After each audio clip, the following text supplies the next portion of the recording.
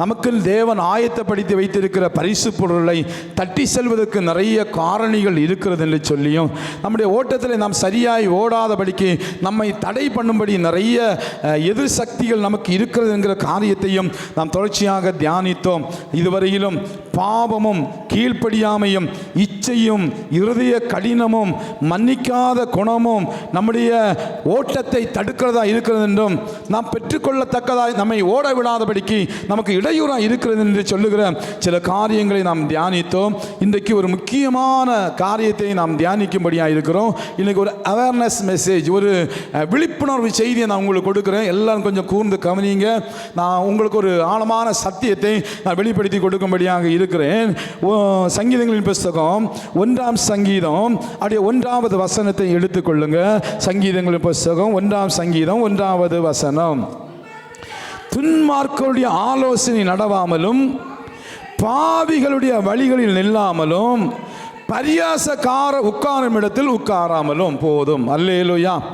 இவர் 3 விதமான மனிதர்களை இங்கே சொல்லப்பட்டிருக்கிறது. இதை குறித்து நம்ம இப்போ ஆழமாக தியானிக்க போகிறதில்ல. ஒரு 3 விதமான மனிதர்கள், 3 பேருமே தேவனுக்கு எதிரானவர்கள். ஆமென். ஒன்று துன்மார்க்க, 2 பாவிகள், 3வது பரியாசக்காரர். நான் என்ன சொல்ல வர்றேன் அப்படின்னா, நம்முடைய ஆவிக்குரிய ஓட்டத்தை தடுக்கிற ஒரு காரணி இருக்கிறது, இல்லீகல் கான்டாக்ட்ஸ். தவறான சகவாசம், கெட்ட சகவாசம், தவறான தொடர்புகள் என்று சொல்லலாம், ராங் அசோசியேஷன் என்று சொல்லி அப்படின்னு சொல்லிக்கொள்ளலாம். தவறான தொடர்புகள், தவறான நபர்கள் நம்முடைய ஆவிக்குரிய ஓட்டத்தை தடுப்பார்கள். நீங்கள் கொரிந்தியருடைய புஸ்தகத்துக்கு வாங்களேன். 1 கொரிந்தியர் 15வது அதிகாரம். 1 கொரிந்தியர் 15வது அதிகாரத்தில் ஒரு முக்கியமான ஒரு காரியம் சொல்லி, நம்ம தமிழ் வேதாகமத்தில் அந்த வார்த்தைகள் கொஞ்சம் வித்தியாசமாக இருக்கும். அதில் சொல்லப்பட்டிருக்கிறது 33ஆம் வசனத்தில், மோசம் போகாதிருங்கள், மோசம் போகாதிருங்கள், ஆகாத சம்பாஷணைகள் நல்லொழுக்கத்தை கெடுக்கும். இந்த ஆகாத சம்பாஷணை இருக்குல்ல, அது நீங்கள் இங்கிலீஷ் பைபிள் யாராவது வச்சுருந்தீங்கன்னா அது கொஞ்சம் சர்ச் பண்ணி பாருங்கள். மொபைலில் கூட நீங்கள் பார்த்துக்கலாம், சர்ச் பண்ணி பார்க்கலாம். எல்லா வெர்ஷன், அது கிங் ஜேம்ஸ் வெர்ஷனாக இருக்கட்டும், இன்னும் மற்ற ஆங்கிலிக்கன் அந்த அமெரிக்கன் வெர்ஷனாக இருக்கட்டும், நியூ கிங் ஜேம்ஸ் வெர்ஷனாக இருக்கட்டும், NIV-ஆக இருக்கட்டும், லிவிங் பைபிளாக இருக்கட்டும், அந்த பைபிள் எல்லாம் ஒரு வார்த்தை கொடுக்கப்பட்டிருக்கிறது. என்னன்னா, தவறான தொடர்புகள் அப்படின்னு சொல்லியிருக்கிறது. பேட் கம்பேனியன்ஷிப், பேட் கம்பெனி அப்படிங்கிற வார்த்தை கொடுக்கப்பட்டிருக்கிறது. தமிழில் நிறைய மொழிபெயர்ப்புகள் இருக்கிறது. அதில் பரிசுத்த பைபிள் அப்படிங்கிற ஒரு மொழிபெயர்ப்பு நீங்கள் எத்தனை பேர் பார்த்துப்பீங்கன்னு தெரியல. அதில் சொல்லப்பட்டிருக்கிறது, நீங்கள் மோசம் போகாதிருங்கள், நீங்கள் விழுந்து போகாதிருங்கள், தீய நண்பர்கள் நல்ல பழக்க வழக்கத்தை கெடுப்பார்கள். பரிசுத்த வேதாகம IBL என்கிற நிறுவனம் வெளியிட்ட பரிசுத்த பைபிள் என்ற வீட்டில் இருக்கிறது. அதில் சொல்லப்பட்டிருக்கிற தகாத உறவுகள் நல்ல ஒழுக்கங்களை கெடுக்கும். புதிய உலக மொழிபெயர்ப்பு தமிழ் பைபிளில் கெட்ட சகவாசம் நல்ல பழக்கங்களை கெடுக்கும். ஆகவே விழிப்புள்ளவர்களாக இருங்கள், மோசம் போகாதிருங்கள் என்று சொல்லப்பட்டிருக்கிறது. இங்கிலீஷ் பைபிள் பண்ண பேட் கம்பெனி அப்படின்னு தான் கொடுத்துருப்பாங்க. அப்படின்னா தவறான சகவாசம், தவறான சகவாசம், கெட்ட சகவாசம், தவறான தொடர்புகள் நம்முடைய ஆவிக்குரிய வாழ்க்கைக்கு இடையூறாக இருந்து நாம் ஓடிக்கொண்டிருக்கிற ஆவிக்குரிய ஓட்டத்தை நமக்கு தடை செய்யும். தவறான தொடர்புகள், தீய சகவாசங்கள் நம்முடைய நற்குணங்களை கெடுப்பதோடு கூட நம்முடைய ஆவிக்குரிய வாழ்க்கையை பாதித்து வாழ்க்கை ஓட்டத்தில் இடையூறை கொண்டு வந்து நம்மை ஒன்றுமில்லாமல் ஆக்குகிறது. நாம் கவனமாக இருக்க வேண்டும். ஆதியாகமம் 3ஆம் அதிகாரத்தில் ஒரு காரியம் சொல்லப்பட்டிருக்கிறது. ஆண்டவர் ஆதாம் ஏவாளை சிருஷ்டித்து அவங்க ஆதாமுக்கு ஒரு நல்ல துணையை கொடுத்து 2 பேரும் நீங்கள் பேசி களி கொண்டு இருங்கள், நீங்கள் சந்தோஷமாக இருங்கள்னு சொல்லி அவர்களுக்கு நல்ல வாழ்க்கையை கர்த்தர் ஏற்படுத்தி வைத்து ஆதாமுக்கு சில பணிகளை கர்த்தர் கொடுத்திருந்தான். அவன் என்னுடைய பணி என்ன அப்படின்னா, 15ஆம் வசனம் சொல்லுகிறது, தேவனாகிய கர்த்தர் மனுஷனை ஏதேன் தோட்டத்தில் அழைத்து கொண்டு வந்து அதை பண்படுத்தவும் காக்கவும் வைத்தான். அப்ப தோட்டத்தை பண்படுத்தணும், தோட்டத்தை காக்கிற பொறுப்பு ஆதாமுடைய பொறுப்பு. அவனுக்கு துணையாக இருந்து இந்த ஊழியத்தை, இந்த செயலை நிறைவேற்றும்படியாக கொடுக்கப்பட்டது. ஏவாளுக்கு துணையாக நின்று செயல்படுகிற பொறுப்பை கர்த்தர் கொடுத்திருந்தார். அல்லேலூயா. ஆதாமுக்கு 2 பேரும் ஒரே சரீரம் தான். ஆதாமுக்கு இந்த பொறுப்பை கொடுத்து அந்த பொறுப்பை அவன் நிறைவேற்றுவதற்கு அவனுக்கு துணையாய் கொடுக்கப்பட்டவள் தான் ஏவாள். ஆமென். இப்போ ஆதாம கூட அவளுக்கு பேசி பேசி பேசி போர் அடிச்சிச்சு. எத்தனை நாள் தான் ஒரே மாப்பிள்ளை கூட இல்லை சோதரம். அப்படி அவளுக்கு போர் அடிச்சு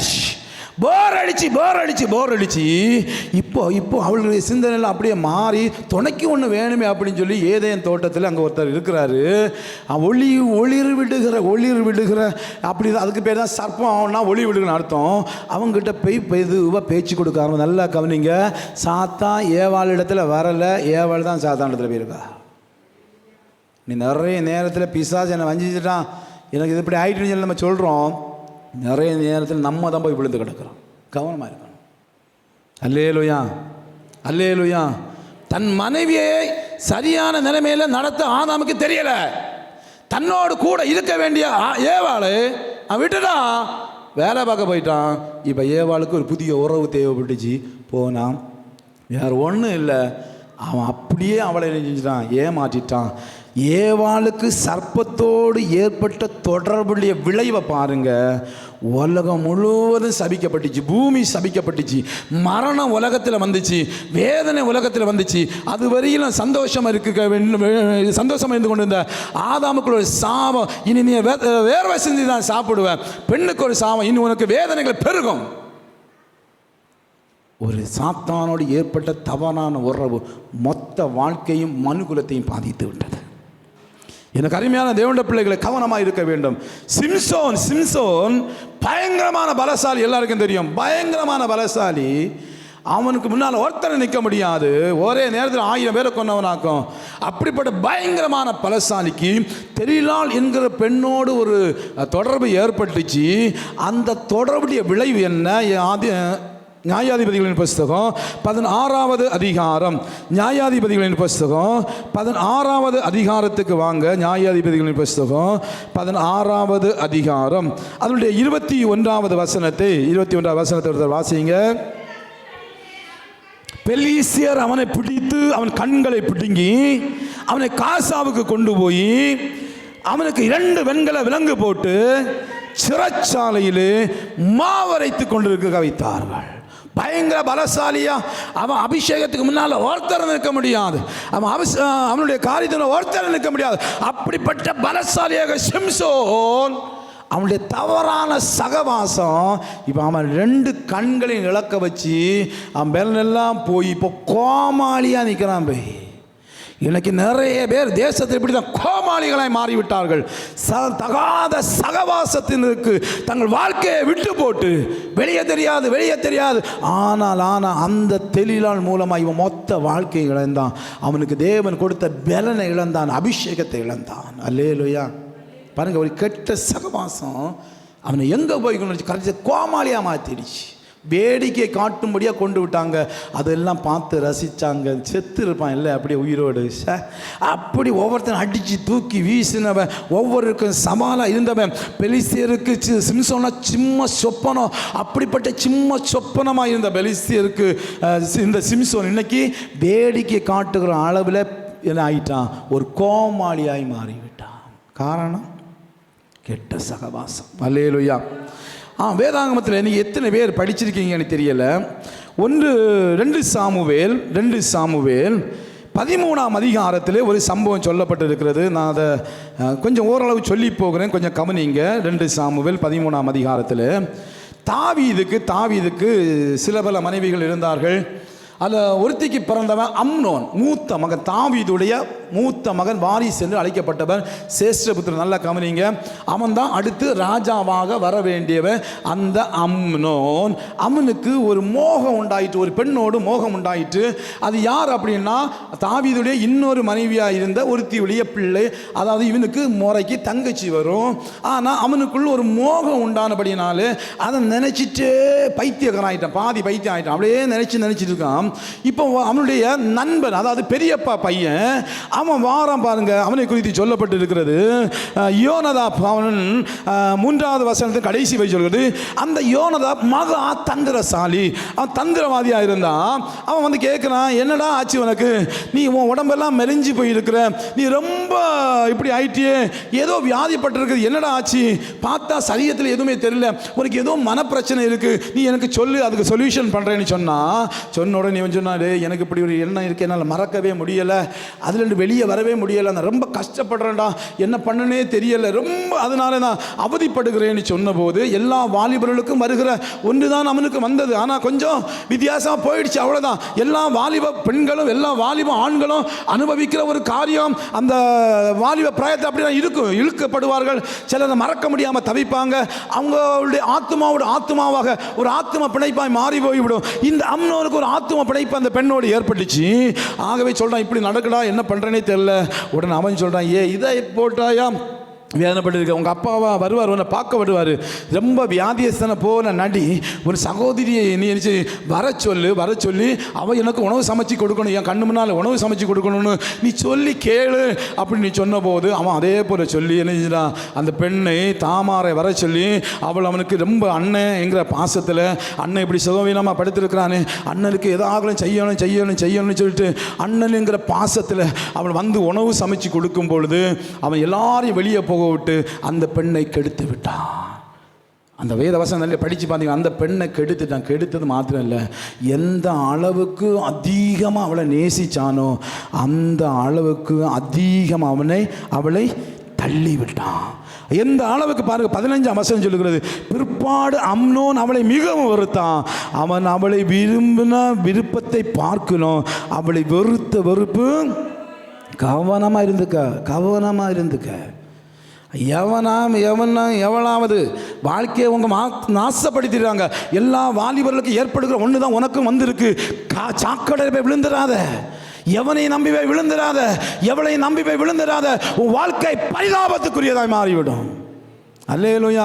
அந்த உணர்வு எல்லாருக்கும் உரியது. உடனே ஐயோ பாவம் அப்படி நினைக்கல, ஆண்டவரத்துல வா, ஆண்டவரத்தில் வந்து சரணட, நீ அதை குறித்து போராடாதே, ஆண்டவரத்தில் வந்து சரணட, பரிசுத்த ஆவியானுக்கு உனக்கு அதில் விடுதலை கொடுப்பா. அதை விட்டு கண்டன் ஆட்கள் இதை போய் செஞ்சிடாத, விழுந்தவன் வாழ்க்கையை கெடுத்துடாத. தன் சகோதரின்னு பாராம இன்னைக்கு நிறைய பேர் அப்படிதான் பழகுறாங்க. அவன் அண்ணனை போல், அவ அக்காவை போல, அது மாமாவை போல, அப்பாவையே போலடா. இல்ல, எந்த மனுஷனையும் நம்பாதீங்க, எந்த மனுஷனையும் நம்பாத, அவங்க போலதான் இல்ல. காணல் நீர் அது உங்க வாழ்க்கையை சிதைச்சிரும், வாழ்க்கையை கெடுத்துரும். தவறான பாருங்க, அவன் என்ன சொல்லியிருக்க, என்னடா பைத்தியக்காரன் பண்ணியா, அவன் நம்ம தங்கச்சிடா, நீ இப்படி பண்ணாதன்னு சொல்ல வேண்டிய யோனதாப் அவன் சகோதரன், அவன் அண்ணன் வந்துச்சு, பெரியப்பா பிள்ளை வந்து சொல்றான், கெடுத்து. எவனாவது நம்ம நல்லா குறைஞ்சி போயிருக்கும் போது, நம்ம தவறான உணர்வுகளால் தூண்டப்படும் போது, நம்ம சில நேரங்களில் சில இடத்துல ஆலோசனை கேட்போம். அந்த நேரத்தில் இப்படிப்பட்ட தவறான ஆலோசனை எவனாவது தந்தான், நான் சொல்கிறேன், அவன் உனக்கு சபைப்பட்டி ஆயத்தப்படுத்திட்டான். யாரும் தப்பான காரியத்தை செய்ய ஏவினாலும் நீங்க அந்த உறவுகளை அறுத்து போடுங்க. தப்பான காரியத்தை செய்யாதீங்க, தப்பான காரியத்துக்கு பண்ணாதீங்க. சாக போறது அவன் இல்லை, சாக போற நீ. சாவ ஒருத்தங்க எடுக்க முடியாது. அம்னோன் இந்த காரியத்தை செஞ்சிட்டான், அவளை வெறுத்து தள்ளி விட்டுட்டான். அவன் தேவை முடிஞ்ச உடனே அவளை வெறுத்து தள்ளிட்டான். அந்த பெண்ணுக்கு ஒரு சகோதரன் தான் அப்சலோம். அவனுக்கு பயங்கர கோபம் வர ஆரம்பிச்சு, என் தம்பியை இப்படி, என் தங்கச்சி இப்படி பண்ணிட்டீடா பாவின்னு சொல்லி தன் இருதயத்திலே பகையை வளர்த்து ஒரு நாள் அம்னோனை கூப்பிட்டு கொன்று போட்டான். தாவீதுடைய சேஷ்ட புத்திரன், தாவீதுடைய செல்ல குமாரன், மூத்த குமாரன், அவனுடைய அன்பான மனைவிக்கு பிறந்த அம்னோ பரிதாபமா செத்தான். யோனதாப் அவன் நல்ல வாழ்க்கை வாழ்ந்துட்டான். அவன் பாட்டுக்கு குடும்ப குட்டிகளோடு சந்தோஷமா இருந்தான். அவன் தனக்கு ஒரு வாழ்க்கை ஏற்படுத்தி கொண்டான். ஆனா அவனுடைய ஆலோசனை கேட்ட சேஷ்ட புத்திரனாகிய அம்னோன் செத்தான். யாரும் தவறான ஆலோசனை தந்தா போகாதீங்க, யாரும் தவறான ஆலோசனை கீழ்ப்படியாதீங்க, நீங்களும் தவறான ஆலோசனை கொடுத்துடாதீங்க, பாவம். அல்லேலூயா, அல்லேலூயா. யார் எந்த நபர் எப்படி உங்களுக்கு உயிருக்கு உயிரானவர்கள், கண்களோடு கண்களால் உயிரான அப்படி இருந்தாலும், நகம சதைய பண்ணியிருந்தாலும் தவறான ஒரு ஆலோசனை வந்துச்சுன்னா அந்த உறவை கழட்டி விடுங்க. இல்லைன்னா அவன் தப்பிச்சிருவான், மாட்டிக்கொள்ள போகிறது நீ. அன்பு சகோதரனே, அன்பு சகோதரியே, வாலிப பிள்ளையே, மாட்டிக்கொள்ளாதிருங்கள். தவறான சகவாசம் நம் வாழ்க்கையை சீர்குலைத்து விடும். இளையகுமாரன் சம்பவம் எனக்கு ரொம்ப பிடித்த ஒரு சம்பவம். பாருங்கள், அந்த இளையகுமாரன் சம்பவத்தில் பைபிளில் அப்படி டீட்டெயில்ஸாக கொடுக்கப்படலை. அந்த சம்பவம் லூக்கா 15ஆம் அதிகாரத்தில் சொல்லப்பட்டிருக்கிறது. அப்பா கிட்ட வந்து பையன் சண்டை போடுறான். கண்டிப்பாக 2-3 பேர் கூட இருந்திருப்பான். வாங்கு 2 லட்சம் ரூபாய்க்குள்ள பைக்கை வாங்கி கேளு, தரலன்னா அப்பா 2 போட்டு குத்து. இன்னைக்கு ஆலோசனை, வாலிபர்களுக்கு ஆலோசனை, 2 லட்சத்துக்கு வாங்க, 3 லட்சத்துக்கு வாங்க, அதை வாங்க, இதை வாங்க. இன்னைக்கு ஏவி விட்டுட்டே இருப்பாங்க. நாங்கள் இந்த பைக் வச்சுருக்கேன், நீ என்ன சாதாரண டப்பா பைக் வச்சுருக்க, வாங்க கேளு, இல்லை அதை பண்ண இதை பண்ண சொல்லு. அவன் வந்து நேர வீட்டில் எனக்கு பைக் வேணும். ஒரு அப்பா வெளிநாட்டில் இருந்தாங்க. பாவம் ரொம்ப கஷ்டப்பட்டு, ரொம்ப சாதாரண வேலை, கொத்த வேலைக்கு தான் போனாங்க. ரொம்ப அதிக சம்பளம் ஒன்றும் கிடையாது. கஷ்டப்பட்டு எப்படியே பிள்ளைகளை படிக்க வைக்கணும்னு சொல்லிட்டு நல்லா படித்தாங்க. பையன் ஒரு ஃப்ரெண்டு, பக்கத்து வீட்டு ஃப்ரெண்டு பெரிய பைக் எடுத்துட்டான், 2,4 லட்சத்துக்கு உள்ளது. இவன் எனக்கும் 2,4 லட்சத்துக்குள்ள பைக் வேணும். அம்மாவை போட்டு ஆட்டி, அப்பாவுக்கு ஃபோன் பண்ணணுன்னா எனக்கு பைக் வேணும், இல்லைன்னா நடக்கிறது வேற அப்படின்னு சொன்னோன்னா பாட்டு பிள்ளை கேட்குறானே அப்படின்னு சொல்லிட்டு 2 லட்சம் ரூபாய்க்குள்ள பைக்கு வாங்கி கொடுத்து, ஏற்கனவே 75,000 ரூபாய்க்குள்ள ஐஃபோன் வாங்கி கொடுத்துருக்குறாங்க, வச்சுருக்கிறான். இப்போ 2,4 லட்சம் ரூபாய்க்குள்ள பைக்கை வாங்குகிறான். காலையில் வாங்கி நல்ல தண்ணியை போட்டு நண்பர்களோட எல்லாம் நல்லா சுற்றி, சாயந்தரம் வீட்டுக்கு வரும்போது ஒரு வண்டியில் கொண்டு மோதுனா பைக்கும் காலி, பிள்ளையும் காலி. ஹலோ, இன்னைக்கு உள்ள சந்ததி இப்படி தான் மாறிக்கொண்டிருக்கு. கெட்ட சகவாசம், கெட்ட நண்பர்களோடு உள்ள உறவு அவனையும் பறித்தது, அவன் குடும்பத்துக்கும் வேதனையை கொண்டுச்சு. ஒரே பையன் பார்த்துங்க, ஒரே பையன். யார் பிள்ளைகளும் செல்ல பிள்ளை வளர்த்தாங்க, செல்ல பிள்ளை வளர்த்தாங்க. அந்த அம்மாவுக்கு என்ன ஆறுதல் சொல்ல முடியும்? ஒன்றுமே சொல்ல முடியாது. சொன்னாங்க, நான் தப்பு பண்ணிட்டேன் ஐயா, நான் தப்பு பண்ணி இன்னி உணர்ந்து என்ன பிரயோஜனமா போயிடுச்செல்லாம். இந்த இளையகுமாரன் சொல்லிப்பேன், அப்பா கிட்ட சண்டை போடு, நம்ம ஜாலியா இருப்போம். உங்க அப்பா ஊர்லே பெரியவன், பணக்காரன், நிறைய பணம் இருக்கு, கேளு, சண்டை போடு. எப்படி சண்டை பிடிச்சி அவன்கிட்ட எல்லாம் பிரிச்சுட்டு போனாங்க. போய் நல்லா தண்ணி அடிச்சு, வசனம் சொல்லுகிறது, நல்ல சுகபோகமாக வாழ்ந்தான். நல்லா எல்லா நண்பர்களோடு நல்லா சுகபோகமாக வாழ்ந்து கடைசியில் பணம் எல்லாம் போச்சு, பஞ்சம் போச்சு. கடைசியில் ஒரு நண்பன் கூட இல்லை. உனக்கு கம்பெனி கொடுக்குறேன், பாவனுக்கு கம்பெனி கொடுக்குறேன்னு எவனாவது உன்னை கூப்பிட்டானா பார்த்துக்கோ, கடைசி வரையும் ஒருத்தன் கூட இருக்க மாட்டான். உன் பணம் எப்போ தீருது, உன்னுடைய காரியங்கள் எப்போ தீருது விட்டு உன பஞ்சத்தில் அடிபட்டு கடைசியில் தவிட்ட தின்னுகிற அளவுக்கு போய்விட்டான். ஒரு நண்பன் அவனுக்கு உதவி செய்யலை. நீ பட்டினி கிடக்கும்போது, உன் குடும்பம் பட்டினி கிடக்கும்போது ஒருத்தையும் வந்து உதவி செய்ய மாட்டாங்க. ஆனால் தண்ணி கேட்டால் வாங்கி தருவான், தண்ணி கேட்டால் உனக்கு ஒரு சிசர் வேணுமா, பீடி வேணுமா வாங்கி தருவான். ஆனால் நீ இந்த சாப்பாட்டுக்கு வழி இல்லாமல் கிடந்து பாரு, ஒரு 100 ரூபா தானே ஒருத்தரும் தர மாட்டான். கவனமே, கெட்ட சகவாசத்திலிருந்து வெளியே வருவதற்கு முயற்சி பண்ணுங்க. ஏன்னா கெட்ட சகவாசம் நம்ம வாழ்க்கையை சீர்குலைத்து விடும். ஆமென். இன்னும் நிறைய சொல்லிக்கொண்டே போகலாம். இந்த கெட்ட சகவாசம் உடையவர்கள் என்ன பண்ணுவாங்க அப்படின்னா, நம்மை அவங்களுடைய கட்டுப்பாட்டுகள் வைக்க விரும்புவாங்க. அவங்க சொல்படி தான் நம்ம நடக்கணும். அவங்க நம்மளை இயக்கி கொண்டே இருப்பாங்க. நல்லா கவனிங்க, ஒரு விழிப்புணர்வு அவங்களுக்கு கொடுக்குற, அவர்கள் நம்ம இயக்கி கொண்டே இருப்பார்கள். நம்ம விரும்பினாலும் விரும்பாவிட்டாலும் அவர்களுடைய சொல்லுக்கு கீழ்ப்படுகிற அளவுக்கு நம்மளை கொண்டு போய் விடுவாங்க. இங்கிலீஷில் நீங்கள் பார்த்தீங்கன்னா மேனிப்புலேஷன் அப்படின்னு சொல்லுவாங்க. அதாவது கையாளுவாங்க. நம்மளை அவர்கள் கையாளுவார்கள், நம்மை கட்டுப்படுத்துவார்கள், நம்மளை வைத்து இயக்குவார்கள். அப்படிப்பட்ட காரியங்களை சொல்லுவாங்க. ஒருவனுடைய உணர்ச்சி, ஆசைகள், பயத்தை வச்சு அவங்க நம்மளை இயக்குவாங்க. கவனமாக இருக்க வேண்டும். அதனுடைய வகைகள், இந்த கையாளுதலுடைய வகைகள் பல இருக்கிறது. நம்மை கட்டுப்படுத்தி இயக்குகிற வகைகள் பல இருக்கிறது. ஒன்று எமோஷனல் மேனிப்புலேஷன், அப்படின்னா உணர்ச்சி ரீதியாக கையாளுதல். நியாயாதிபதிகளின் புஸ்தகம் 16ஆம் அதிகாரம், அதுக்குடைய வேத பகுதியை கொடுக்கிறேன். நியாயாதிபதிகளின் புஸ்தகம் அதனுடைய 16வது அதிகாரத்துக்கு நேராக வாருங்கள். அங்கே ஒரு காரியம் சொல்லப்பட்டிருக்கிறது. 15வது வசனத்தை நான் வாசிக்கிறேன், எல்லாரும் எடுத்துக்கொள்ளுங்க. நியாயாதிபதிகள் 16:15 முதல் 17 வரை நான் வாசிக்கிறேன் பாருங்க. அப்போ அவள் அவனை பார்த்து, உன் இருதயம் என்னோடு இராதிருக்க உன்னை சிநேகிக்கிறேன் என்று நீ எப்படி சொல்லுகிறாய்? நீ இந்த 3 விஷயம் என்னை பரியாசம் பண்ணினாய் அல்லவா?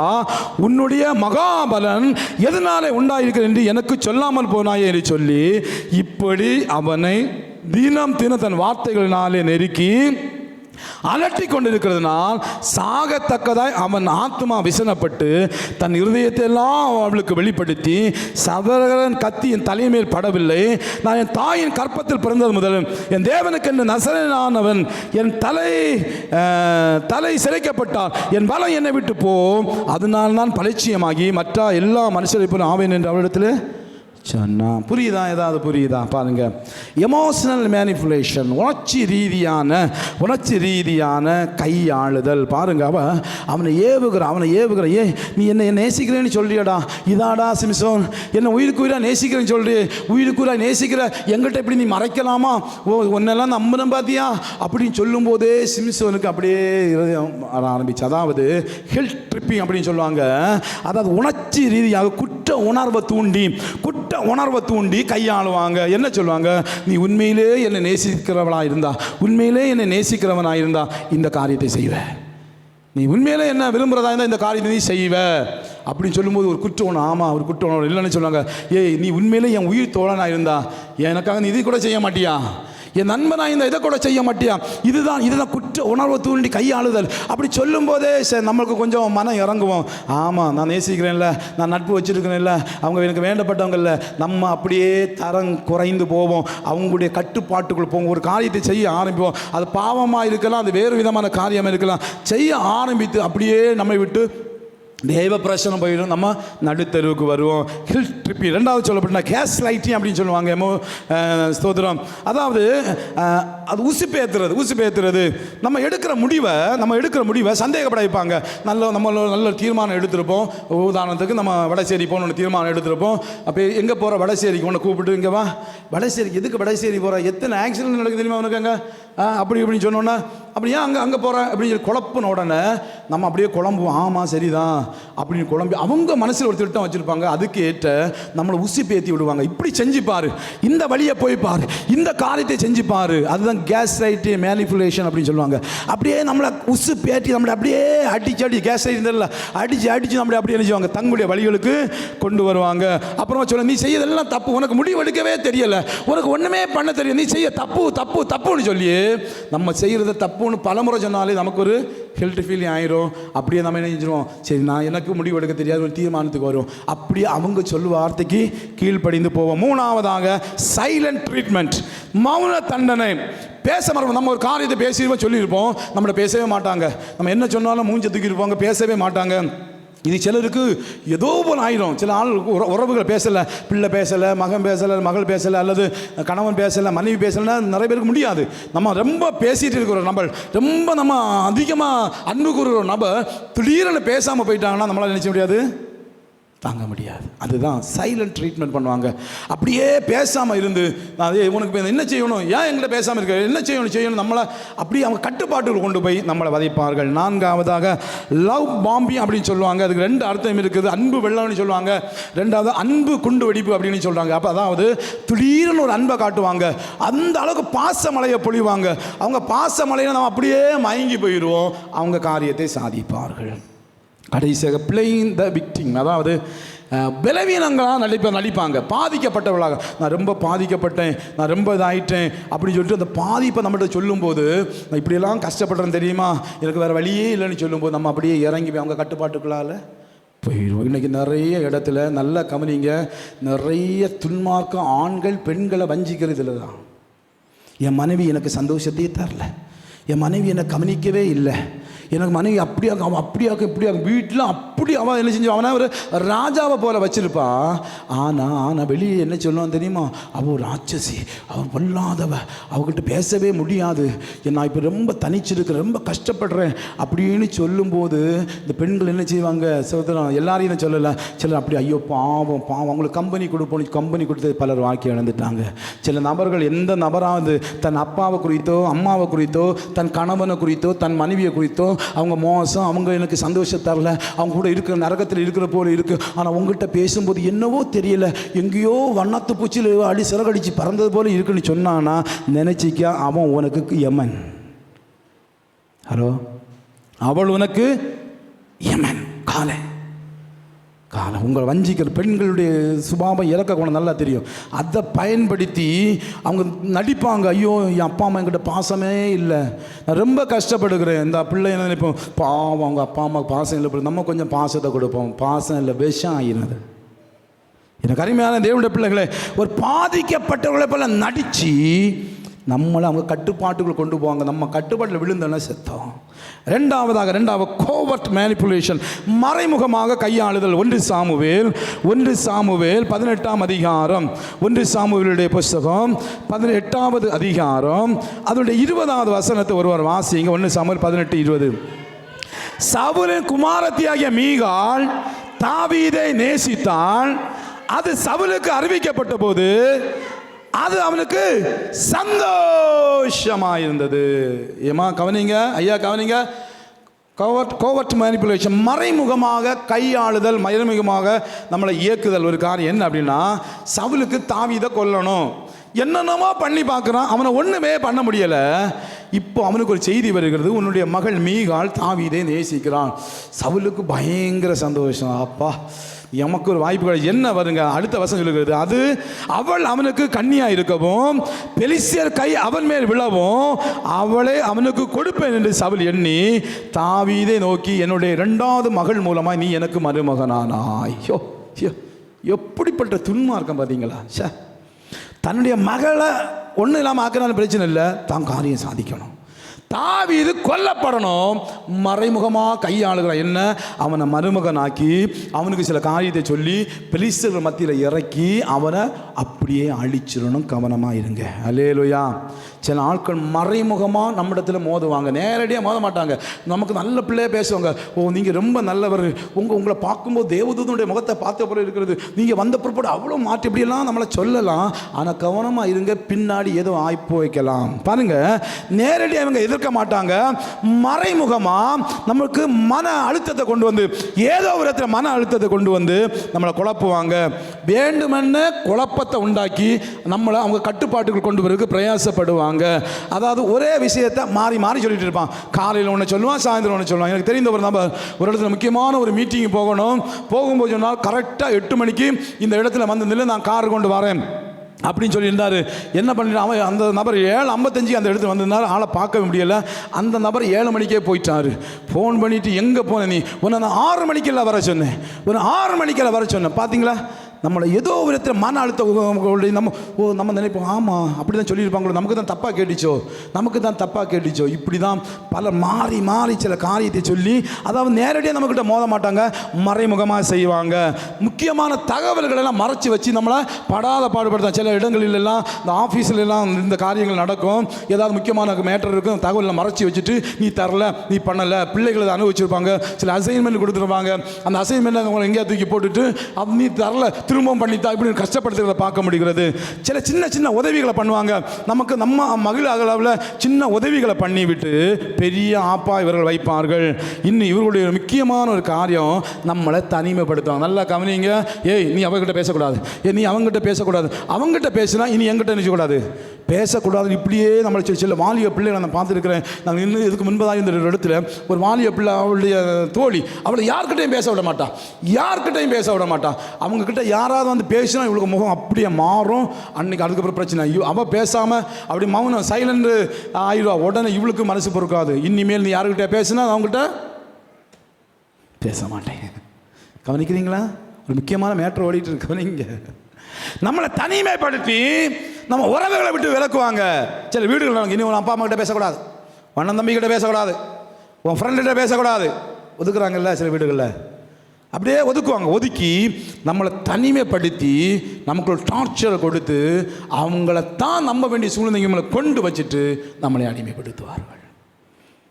எனக்கு அருமையான தேவன் பிள்ளைகள், அடுத்ததாக எமோஷனல் பிளாக்மெயில். தனது துயரத்தை காட்டி, இது பிளாக்மெயில் வேற ஒன்று இருக்குது, எமோஷனல் பிளாக்மெயில்.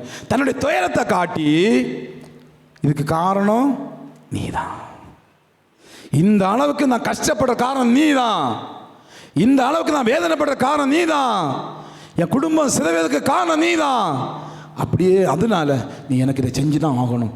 எமோஷனலாக பிளாக்மெயில் பண்ணுவாங்க. நம்ம அது இதிலெல்லாம் விழாதவே இருக்க முடியாது, உடஞ்சிருவாங்க. நம்ம அந்த ஒரு குற்ற உணர்வு நமக்குள்ள ஏற்பட்டு இந்த எமோஷனல் பிளாக்மெயிலுக்கு நிறைய பேர் விழுந்துருவாங்க. இதை மட்டும் நீ செய்யலைன்னு வச்சுக்க நான் செத்துருவேன்.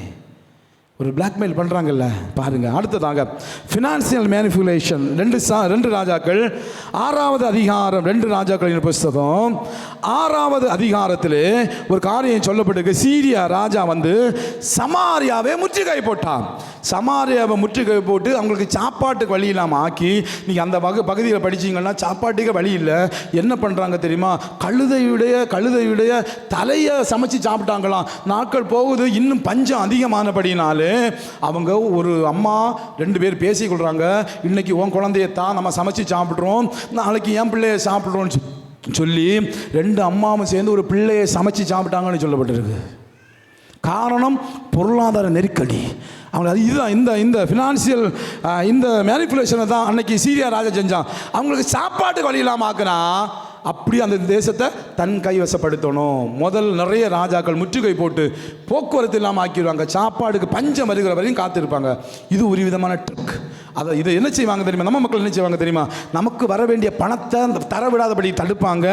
நம்மளை ஏதோ ஒரு விதத்தில் கடனில் சிக்க வச்சிருப்பாங்க. அவன் நிறைய கடனில் இருப்பான். அவன் நம்மகிட்ட பேசி அந்த பொருளை வாங்கு, இந்த பொருளை வாங்கு, நீ அந்த இதில் டெபாசிட் பண்ணு, இன்வெஸ்ட்மெண்ட் பண்ணு, இப்படின்னு சொல்லி ஏதோ ஒரு விதத்தில் நம்மளை கடனில் சிக்க வச்சு கடைசியில் கடனில் மீளுவதற்கு வழி தெரியாமல் இருக்கும்போது நம்மை கட்டுப்படுத்துவாங்க. பண உதவி நம்ம அவங்க கிட்ட ஏதாவது கிடைக்காதான்னு சொல்கிற அளவுக்கு பண உதவியை எதிர்பார்க்குற அளவுக்கு வைப்பாங்க.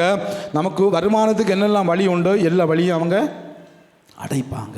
நமக்கு ஒரு காரியம் நடக்கணும், வருமானத்து வழி இருக்கும், ஏதோ ஒரு விதத்தில் பொய் சொல்லி நம்ம வேலைகளை பறைப்பது, அந்த வேறு விதத்தில் வேலைக்கு போக விடாமல் ஆக்குவது, இப்படி ஏதோ ஒரு விதத்தில் பண நெருக்கடியை கொண்டு வருவதற்காக காரியங்கள் செய்வாங்க. 5வதாக ஃபியர் பேஸ்ட் மேனிப்புலேஷன், அதாவது பயத்தை அடிப்படையாக வைத்து கையாளு. 4வது பயத்தை அடிப்படையாக வைத்து கையாளு. 1 சாமுவேல் 17ஆம் அதிகாரம், 1 சாமுவேல் 17ஆம் அதிகாரத்தில் இதை தான் கோலியாத்து பண்ணலாம்.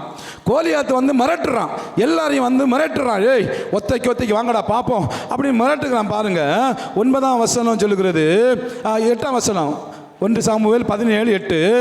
அவன் வந்து நின்று இஸ்ரவேல் சேனையை பார்த்து சத்தமிட்டு, நீங்கள் யுத்தத்துக்கு அணிவத்து நிற்கிறது என்ன?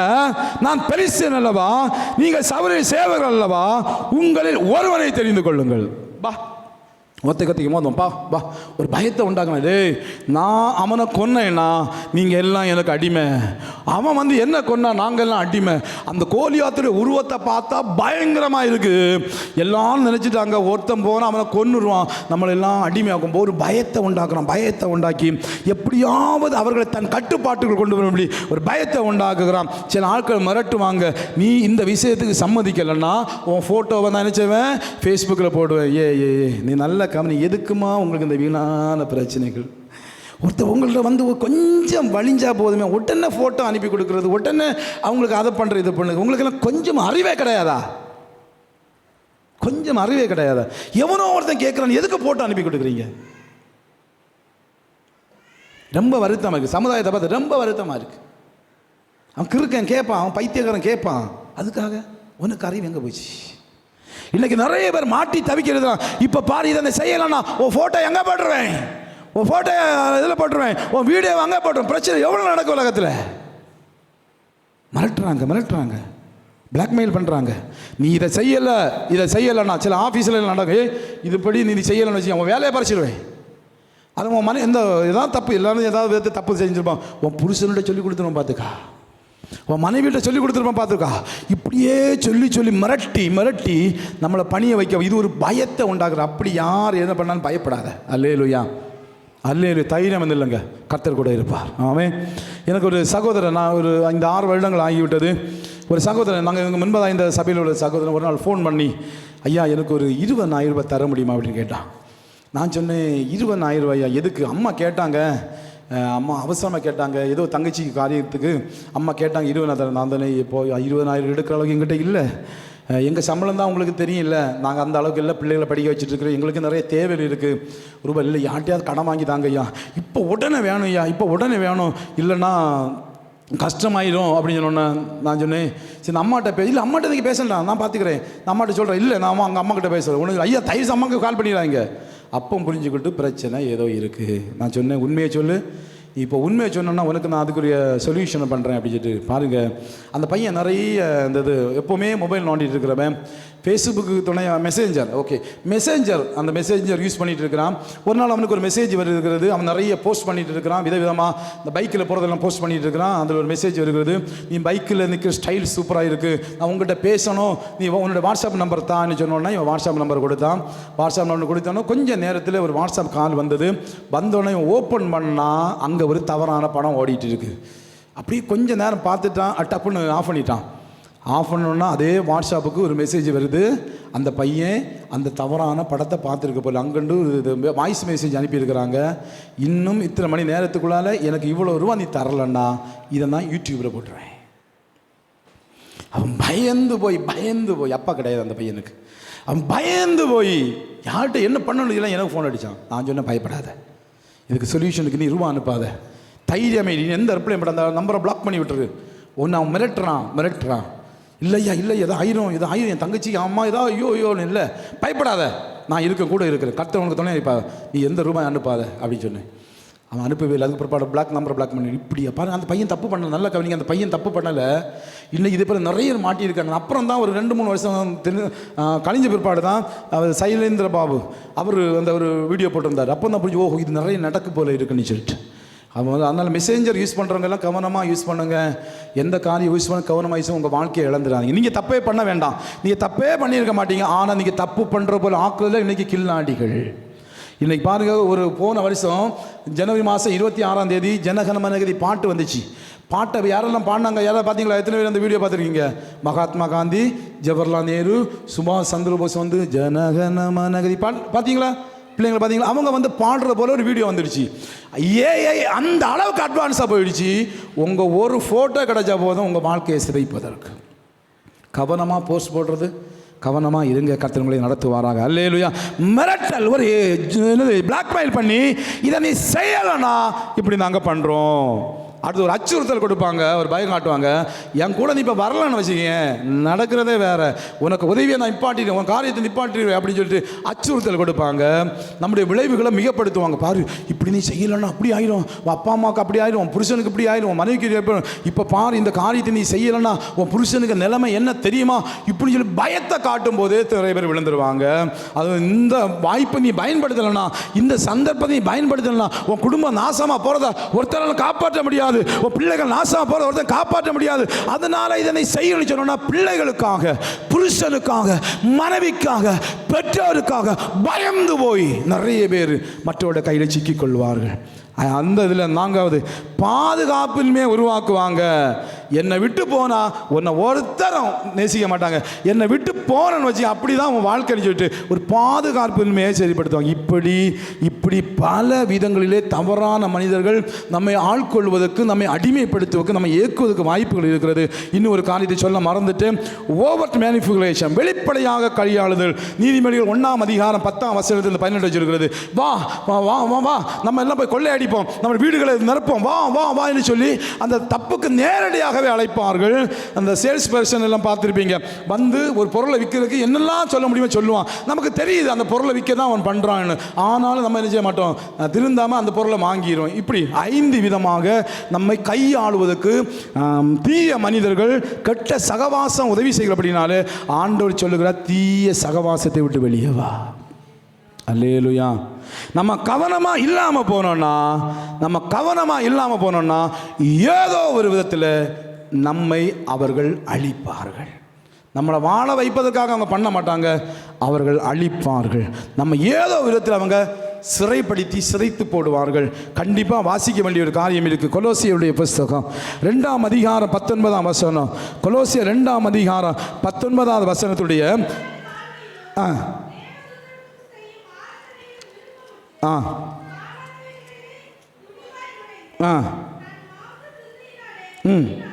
பாருங்க, தன் மாம்ச சிந்தனையினால் வீணாய் இருமாப்பு கொண்டிருக்கிற எவனும் உங்கள் பந்தய பொருளை நீங்கள் இழந்து போகும்படி உங்களை வஞ்சிக்காதிருங்கள். அல்லேலூயா. வஞ்சிக்காதிருக்க பாருங்கள். ஒரு அற்புதமான வசனம்.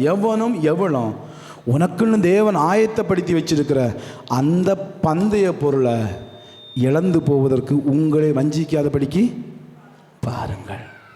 என்ன செய்வது? இதுக்கு நம்ம என்ன சொல்யூஷன்? இல்லை என்ன சொல்யூஷன்?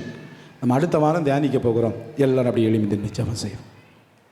எல்லாரும் எளிமைந்து நிஜாமம் செய்ய போகிறோம். ஆண்டவரே, கெட்ட சகவாசம் என் ஆவிக்குரிய ஓட்டத்தை தடுக்கும். கெட்ட சகவாசம் என் வாழ்க்கையை சீர்குலைக்கும். கெட்ட சகவாசத்தினால என் வாழ்க்கை அழிஞ்சு போகும். ஆகவே கெட்ட சகவாசம் கூடாது, எச்சரிக்கையாக இருக்க வேண்டும் என்கிற ஒரு நல்ல செய்தியை கொடுத்தீங்கப்பா. கெட்ட சகவாசத்தினால என்ன இழப்புகள் வரும்? கெட்ட சகவாசத்தை ஈடுபடுங்க. எப்படி எங்களை கவிழ்க்க பார்க்குறாங்க அப்படின்னு சொல்லி நீங்கள் எங்களை வெளிப்படுத்தி கொடுத்தீங்க. நன்றி ஆண்டவர்.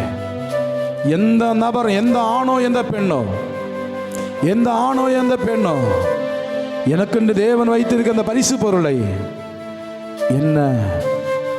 என்னிடமிருந்து பறித்துக் கொள்ள நான் ஒரு நாள் அனுமதிக்க மாட்டேன். அதை பெற்றுக்கொள்ள விடாதபடி தடுப்பதற்கு ஒரு நாள் அனுமதிக்க மாட்டேன். இன்னைக்கு ஒரு தீர்மானம் விடுங்க.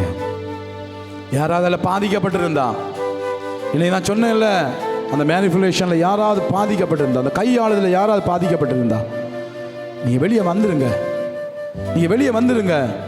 உங்களுக்கு ஆலோசனை தேவை என்றால் என்னிடத்தில் வாருங்கள். அல்லது நீங்கள் எல்லாரும் நல்ல ஊழியக்காரர், நல்ல ஆலோசனைகளை தேடுங்க. கண்டிப்பாக உங்களுக்கு ஒரு பதில் உண்டு. எல்லாவற்றுக்கும் மேலாக தேவனை பிடித்து கொள்ளுங்க. கர்த்தரிடத்தில், பரிசுத்த ஆவியானவரிடத்தில் ஆலோசனை கேளுங்க. கர்த்தர் நிச்சயமாக உங்களை வெளியே கொண்டு வருவார். அதில் உண்டு. உங்கள் வாழ்க்கையை இழந்து போயிடாதீங்க. உங்கள் பரிசு பொருளை இழந்து போயிடாதுங்க. தயவு செய்து சபையே, ஒரு முக்கியமான செய்தியை நான் உங்களுக்கு கொடுத்திருக்கிறேன். உங்கள் பரிசு பொருட்களை இழந்து போகாதிருங்கள்.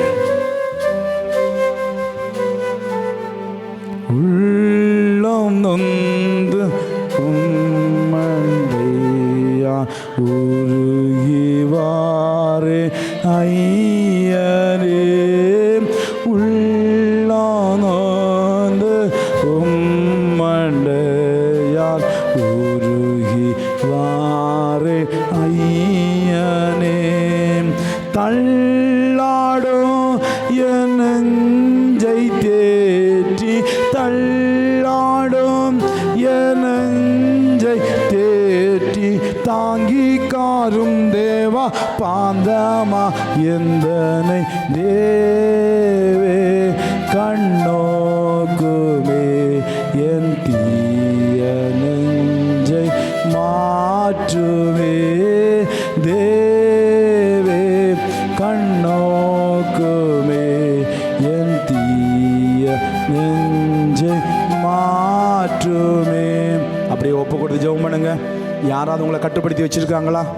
யாராவது உங்களை கையாண்டு கொண்டு இருக்கிறாங்களா? அப்படியே கொஞ்சம் யோசித்து பாருங்க. யாருக்கு கிட்டையாவது இங்கே அடிமைப்பட்டு இருக்கிறீங்களா? யாரையாவது உங்களை மறக்க முடியாமல் தவிக்கிறீங்களா? அவங்கள்ட்ட பேசாமல் உங்களால் இருக்க முடியலையா? கவனம் சபையே. கெட்ட சகவாசம் வாழ்க்கையை சீரழித்து விடும். என் ஜனமே, கெட்ட சகவாசம் வாழ்க்கையை ஒன்றுமில்லாமல் ஆக்கிவிடும். அன்பு வாலிப சகோதரனே, சகோதரி, பெண் பிள்ளைகள் கவனமாக இருங்க. திருமணமான பெண்கள் கவனமாக இருங்க. பிசாசுடைய நபர்கள், பிசாசு பிடித்த நிறைய பேர் கவிழ்த்து கொண்டிருக்கிறாங்க. நிறைய குடும்ப பெண்கள் கவிழ்க்கப்பட்டு கொண்டிருக்கிறாங்க.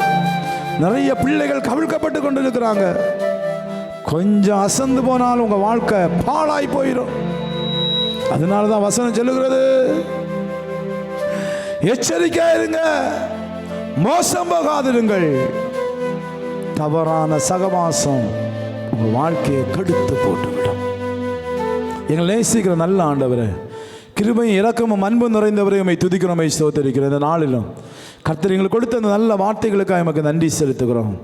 தவறான சகவாசத்தில் இருந்தால் எங்கள் வாழ்க்கை சீரழிந்து போயிடும், எங்கள் வாழ்க்கையின் ஓட்டம் தடைபட்டுடும், நாங்கள் பரிசு பொருளை இழந்து போவோம் என்கிற எச்சரிக்கை செய்தியை, ஒரு விழிப்புணர்வு செய்தியை கர்த்தர் எங்களுக்கு கொடுத்த கிருபைகளுக்காக நன்றி. இதை பகிர்ந்து கொள்ளும்படி கர்த்தர் கிருபை பாராட்டி நன்றி அப்பா. ஜனங்கள் எல்லாரையும் ஆசீர்வதிங்க. யாராவது இந்த கட்டுகளுக்குள் இருந்த கர்த்தர் விடுதலை கொடுங்க. யாரும் ஆண்களோ பெண்களோ சிறு பிள்ளைகளோ வாலிபர் யாரும் இப்படிப்பட்ட காரியங்களை போய் சிக்கி கொள்ளாதபடிக்கு தவறான நபர்களோடு உள்ள சகவாசத்தின் வெளியே வந்து மகிமையாய் வாழ கர்த்தர் உதவி செய்ய வேண்டும் என்று சொல்லி ஜெபிக்கிறோம். கர்த்தர் நடத்துங்க, இந்த வாரம் முழுவதும் நடத்துங்க. தேவ பிரசனம் கூட இருக்கட்டும். இன்றைக்கு மாலை நடக்கிற கோர்க்கலெட் வகுப்புகளை ஆசீர்வதிங்க. இரவு நடக்கிற ரிஷிபின் ஆராதனை ஆசீர்வதிங்க. அதோடு கூட இன்றைக்கி மாலையிலே 3:30 நடக்கிற மாகாண தலைவருடைய ஃபேர்வெல் மீட்டிங்கை ஆசீர்வதிங்க. இப்போ எல்லாம் சிறப்பாக நடக்கட்டும். இந்த வாரம் முழுவதும் ஜனங்களை நடத்துங்க. தேவ கரம் கூட இருக்கட்டும். யாரெல்லாம் அந்த ஆராதனை உண்மையாக தங்களை உணர்ந்து ஒப்பு கொடுக்குறாங்களோ எல்லார் மீது இயேசு நாமத்திலே கர்த்தருடைய ஆசீர்வாதத்தையும் அபிஷேகத்தையும் கட்டவிழ்க்கிறேன். ஞானத்தின் அபிஷேகம் இறங்கட்டும், ஞானத்தின் அபிஷேகம் இறங்கட்டும், ஞானத்தின் அபிஷேகம் இறங்கட்டும். தொடர்ந்து கர்த்தர் நடத்தி பெரிய காரியங்களை செய்யுங்க. நிறைவான ஆசீர்வாதம் உண்டாகட்டும். இயேசு நாமத்தில் ஜெபிக்கிறேன் நல்ல பிதாவே.